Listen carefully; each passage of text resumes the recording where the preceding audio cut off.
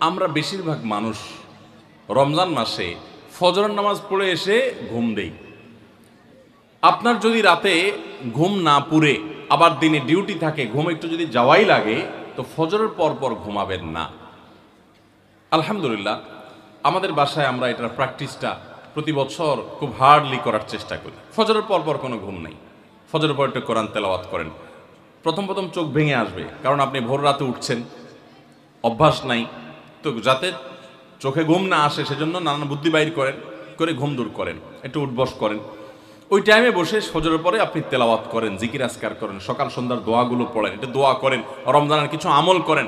এশাকের নামাজের ওয়াক্ত হয়ে গেছে, 2 রাকাত নামাজ পড়ে এরপর আপনি পারলে দরকার হলে শুয়ে যান, কিন্তু ফজরের পর শুয়ে যাবেন না। এটা একটা ভুল, কারণ নবী করিম সাল্লাল্লাহু আলাইহি সাল্লাম সকালের এই সময়টার জন্য দোয়া করেছেন, আল্লাহুম্মা বারিক লি উম্মতি ফি বুকুরিহা, আল্লাহ আমার উম্মত জন্য সকালের সময়টাতে বরকত দান করুন। আর ওই সময় আপনি ঘুমায় থাকছেন। তো রমজান মাসে আমরা এটা একটা ভুল করি, এটা আমরা করব না যথাসম্ভব। অনেকে রমজান মাসে সাহারির খাবার এমনভাবে খায়, এক সময় আমরা দেখেছি ছোটবেলায় যে অনেক মুরব্বীরা আছেন রাত 12টা-11টার দিকে উঠে সাহারি খেয়ে তারপর শুয়ে পড়েন।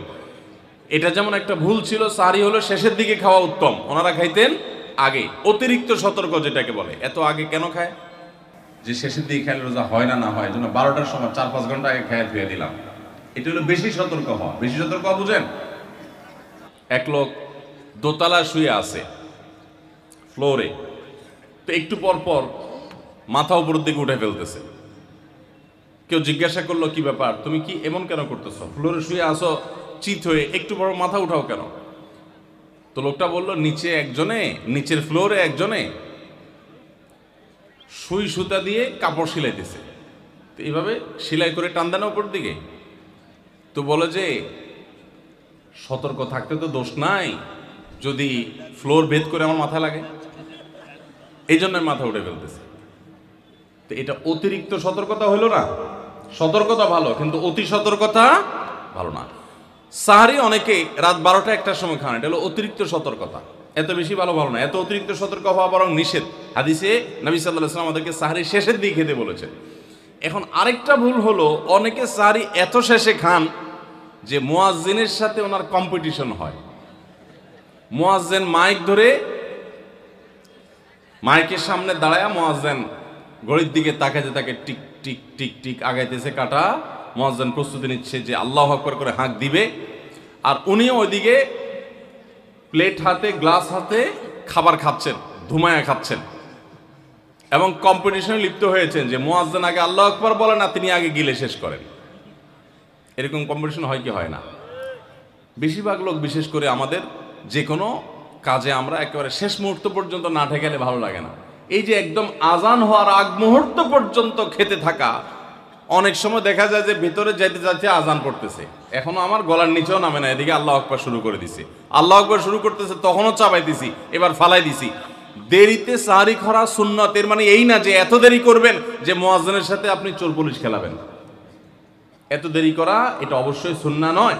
নবী করিম সাল্লাল্লাহু আলাইহি সাল্লাম সাহারি খেয়ে শেষ করার পর ফজরের নামাজ পড়তেন, মাঝখানে 50 আয়াত পড়ার মতো গ্যাপ থাকতো। 50 আয়াতের গ্যাপ মানে হলো 5 থেকে 7 মিনিট এভারেজ, এরকম গ্যাপ তিনি দিতেন, তারপর তিনি নামাজ পড়তেন। তো এই জন্য ভাইরা আমার, আমরা বলতে পারি যে 7 নম্বরের ভুল হলো, আমরা অনেকেই রমজান মাসে সাহারির খানা খেতে খেতে একেবারে আজান পর্যন্ত ঠেকাই দিই। এত দেরি করা আবার ঠিক না। আমরা অনেকে যদি সাহারি খাইতে না পারি তাহলে আর ওই দিন রোজা রাখি না। অনেক লোক আছে বলে যে আজকে সাহারি খেতে পারি না, এই জন্য রোজা রাখি না। তো সাহারি না খাইতে পারলে রোজা রাখবেন না কেন? সাহারি খাওয়াটা সুন্নত আর রোজা রাখাটা ফরজ। আপনার সুন্নত ছুটে গেছে, কোনো অসুবিধা নেই, সাহারি না খেলে রোজার কোনো অসুবিধা নাই। সাহারি খাওয়াটা উত্তম। নবী সাল্লাল্লাহু আলাইহি ওয়াসাল্লাম বলেছেন, তাসাহহারু ফাইন্না ফিস সাহুরি বারাকা, তোমরা রাতের শেষ বেলার খানাটা, সাহারির খানাটা খাবা, এটাতে বরকত আছে, কল্যাণ আছে। দুপুরের খানায় বরকতের কোনো ঘোষণা নাই, অন্য কোনো খানায় বরকতের কোনো ঘোষণা নাই, কিন্তু সাহারির খানাতে বরকতের ঘোষণা আছে।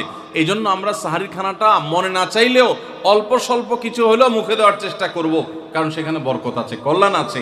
কিন্তু কোনো কারণে সাহারি মিস হয়ে গেছে, ঘুম থেকে উঠতে পারেন নাই, আজান হয়ে গেছে, তাহলে এই অজুহাতে রমজানের ফরজ রোজা না রাখার কোনো সুযোগ নাই। কষ্ট একটু বেশি হতে পারে ওই দিন, তাতে কিছুই হবে না।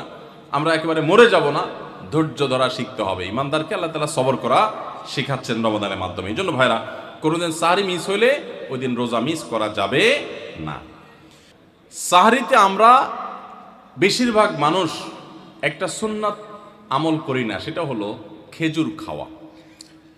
সন্ধ্যার সময় ইফতারিতে যখন আমরা সাহরি খাই তখন তো সবাই আমরা জানি, আমরা ইফতারিতে যখন খেজুর খাই তখন তো আমরা সবাই মোটামুটি জানি যেটা সুন্নত।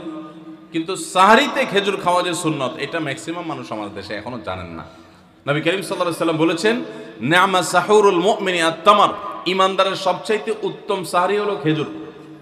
আপনি ভাত খান, ডাল খান, গোশত খান, মাছ খান, যাই খান, এক পিস খেজুর আপনি যদি অন্তত সাহরিতে খান, তাহলে এটার কারণে একটি সুন্নাত জিন্দা করা সওয়াব পাবেন। খেজুরে প্রচুর পরিমাণ এনার্জি, খাদ্য শক্তি থাকে, এটা আমাদের জন্য নানা দিক থেকে উপকারীও বটে। এই জন্য ইফতারিতে আপনি খেজুর খাওয়ার কথা জানেন, অথচ হাদিসে শুধু ইফতারিতে না, সাহরিতেও খেজুর খাওয়ার নির্দেশনা দেওয়া হয়েছে। এই জন্য এটা একটা ভুল যে আমরা অনেকে সাহরিতে যে খেজুর খেতে হয় এটা জানি না। সাহরির সময়, ভোর রাতের সময়টা হলো দোয়া কবুলের সবচেয়ে মোক্ষম সময়।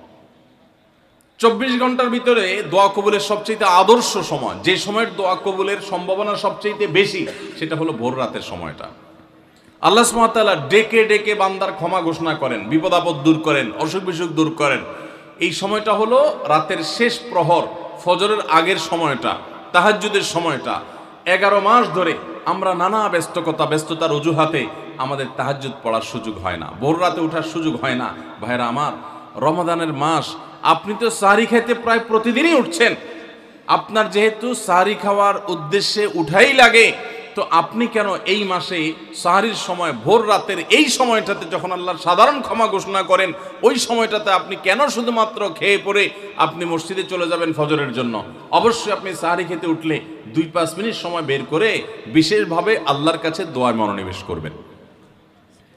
আমাদের একটা বড় ভুল হলো, সাহরির এই সময়টাকে দোয়ায় আমরা মনোনিবেশ করি না। সম্ভব হলে 2 রাকাত নামাজ পড়েন, 4 রাকাত নামাজ পড়েন। সেটা যদি না পারেন, তো সাহরির খানার শেষে অথবা আগে আপনি আপনার রুমে গিয়ে লাইট বন্ধ করে নিরিবিলি জায়গায় একটু আল্লাহর কাছে হাত তুলে একটু চোখের পানি ফেলে চান, দোয়া করেন। দোয়ার এই সুযোগটা 11 মাস আপনি পান না, রমজান মাসে সাহরির উসিলায় পেয়েছেন, তো আপনি সেই সুযোগটা কেন হাতছাড়া করবেন?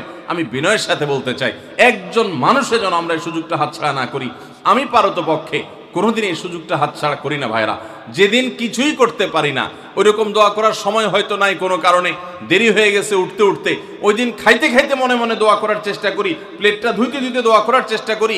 কারণ মুয়াজ্জিন ফজরের আজান যখন দেন, ওয়াক্ত যখন হয়, তার আগ মুহূর্ত পর্যন্ত আল্লাহ তাআলা দুনিয়ার আসমানে এসে তারপরে বান্দাকে ডেকে ডেকে বলেন, আলা মিন মুবতালান, তোমাদের মধ্যে কেউ কি অসুস্থ আছো, ফাআফিয়াহু, আমি তাকে সুস্থতা দান করব।